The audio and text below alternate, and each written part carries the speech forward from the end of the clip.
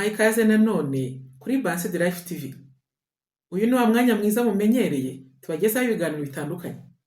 Muri kumwe nanjye Dorothée Uwimpuhwe. Ngira nti gira ubuzima kandi kwirinda biruta kwivuza. Turakomeje mu byigisho byacu byiza kandi nkomeje kubashima mwese ukuntu mukomeza kubana natwe n'ukuntu mudushyigikira. Abantu mukomeza kutubaza ibibazo, abatwandikira, abadukora like, abakora share, abakora subscribe, nukuri turanyuzwe ku bwanyu. Kandi nkomeza no kubasaba kugira ngo mukomeze mudushyigikire rwose kugira ngo turusheho gusangira ibi byiza. Tugiye kurera hamwe ibintu bigera ku 8 abagore bakunda kwibeshyaho, abakobwa se, bigatuma bahora barakaza abagabo babo cyangwa abakunzi babo.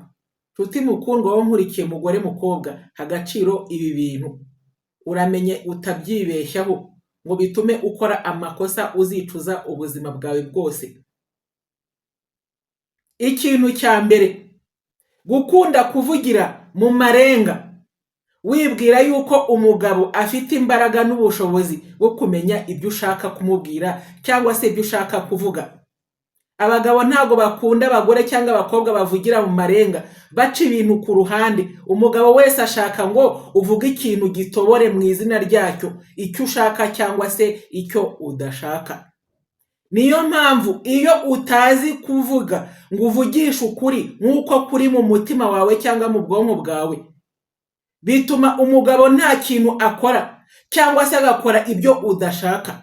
Ukamurakarira, ukamubwira nabi, ukamutuka, bigatuma icyizere yaragufitiye cyose kigwa hasi.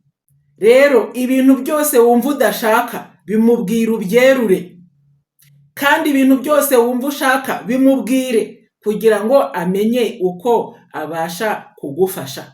Rero nuwibona nta kintu uvuga, uzajya uhora uvugira mu matamatama, wimyoza, wiciraguraho ngo ni umugabo mubi, kandi nyamara muri makeya ntabwo azi icyo ushaka. Dufate nk'urugero, hari ibintu abagabo benshi bakunda gukora cyane cyane bubatse. Bava nk'ahantu rwose mu kazi, mu rugendo se, bakaza bakajugunya ibyo bari bafite aho babonye. Inkweto bakazijugunya aho babonye, amasogisi bakuyemo bakayajugunya uko babonye. Rero mugore umubwiye ngo ibyo bintu ukoze ntabwo ari byo, amasogisi, inkweto agomba kubishyira ahantu runaka, nibyo byiza kurenza kurakara ukazifata ukazijyana, cyangwa se nayo masogisi ukayafata ukayakura aho ngaho ukayashyira aho agomba kuba ari. Rero iyo ubikoze gutya wowe urarakara ukamurakarira, kandi we rwose nta n'umutima mubi yabikoranye, ni umunaniro urimo kumukoresha. Ariko iyo ushaka ko akora ibintu nk'uko ushaka urabimutoza. Uyu munsi niba ajugunya inkweto cyangwa amasogisi ahantu hatariho, ukamubwira mu cyubahiro cye kandi umwubashye, akabikujyanira aho agomba kubishyira. Nejo ukongera, nejo bundi ukongera. Ntabwo ushobora kumubwira gatatu ngo bwa kane abyongere, ahubwo aribwiriza akabishyira aho ushaka ko abishyira. Rero uramenye ntukivumagure, ahubwo mworohereze nawe umubwire ibintu ushaka uko bigomba kugenda. Kabiri, abagore bamwe cyangwa abakobwa bamwe na bamwe bajya barakarira abagabo bakeka ko bashaka kubaca inyuma, cyangwa se babaca inyuma kubera yuko umugore cyangwa umukobwa yise bakamureba. Mugore, kuba umugabo arebye umugore cyangwa umukobwa umutambutseho mwiza ateye ukuntu se, ntabwo bivuze yuko arimo kumwifuza. Nuko amaso ararya kandi amaso abereyeho kureba. Rero iyo umubwiye nabi cyangwa ukamureba nabi, ahita ahubwo atangira gukora ibyo bintu udashaka yuko akora, akazajya gusariza icyo ngicyo. Uzabirebe nawe iyo unyuze ahantu mu maduka hamanitse imyenda myiza runaka ifite amabara agukurura, urongera ukareba ukongera ukareba, kandi ntabwo bivuze ko ugiye kugura.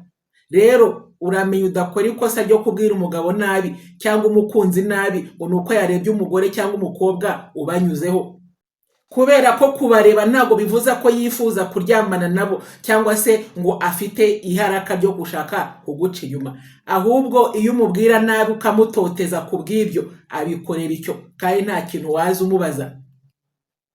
Gatatu, Mugore mukobwa, bimenye yuko niba umugabo hari ikintu cyiza gukoreye cyangwa umusore hari ikintu cyiza gukoreye, ntabwo bivuze yuko arimo kukwifuza, ntabwo bivuze yuko muri gahunda ze urimo, ahubwo ni umutima we mwiza ashaka kugira ikintu agukorera. Aha rero niho abagore benshi n'abakobwa bajya bibeshya, umugabo cyangwa umusore yabitaho akabavugisha neza akabaha impano runaka, bagatangira bakishyira mu myanya. Niyo mpamvu rero iyo wishyize mu myanya atari we wayigushyizemo, iyo ashyizemo uwundi cyangwa se iyo harimo uwundi akakwereka ko harimo uwundi, biragukomeretsa.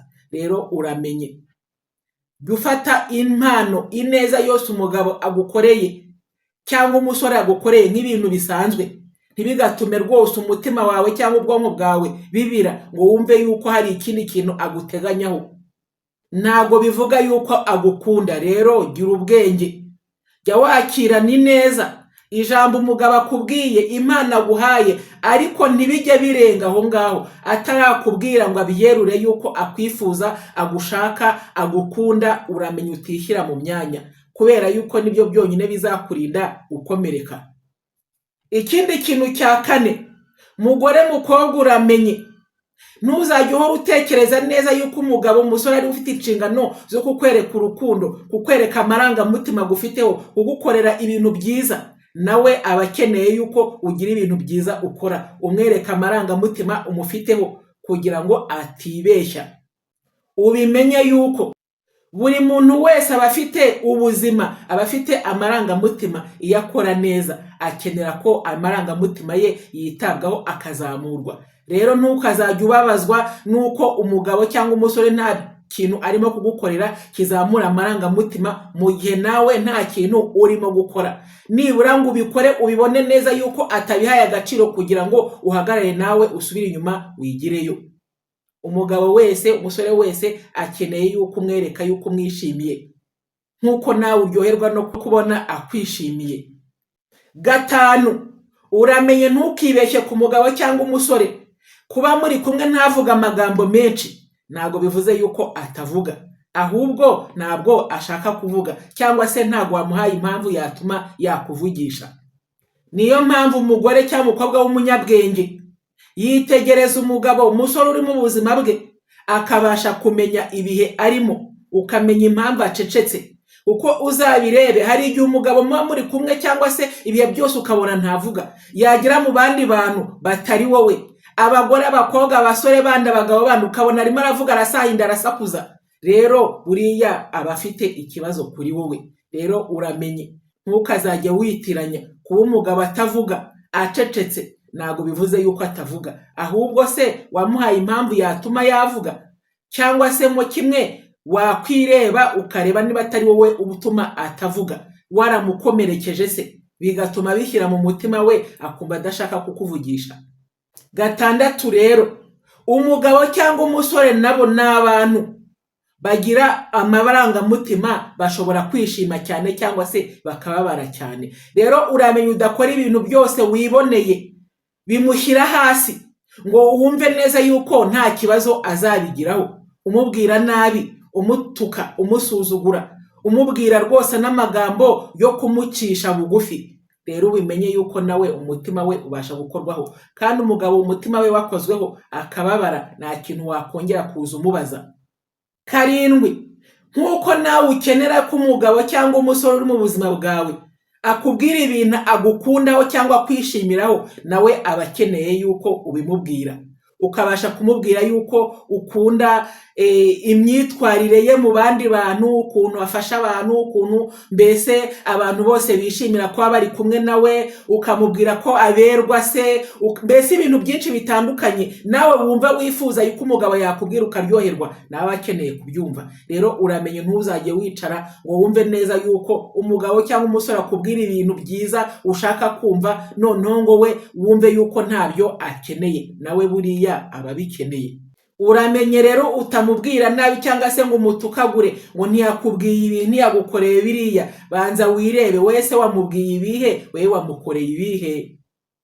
Umunani, umugabo wese, umusore wese akenera kubana n'inshuti, akenera kubana n'umuryango kandi mutari kumwe. Uramenye rero, ntuzamuheza umwuka umubuza inshuti ze, umubuza umuryango we.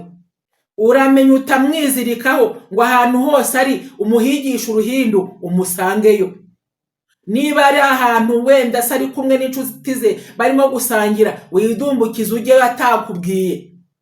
Niba ari mu muryango we ukumva ubabajwe nuko mutajyanye, ntabwo ari ihame yuko igihe cyose mwajyana. Igihe cyose atakubwiye ngo mujyane, uramenya utidumbukiza. Ujyayo uramenye kandi utidumbukiza ubimubuza, kubera yuko uba urimo kwangiza amarangamutima ye. Umugabo wese w'umunyembaraga ufite ubwenge ntabwo ajya yemerera umugore cyangwa umukobwa kumukontorora ngo areke inshuti ze cyangwa areke umuryango we.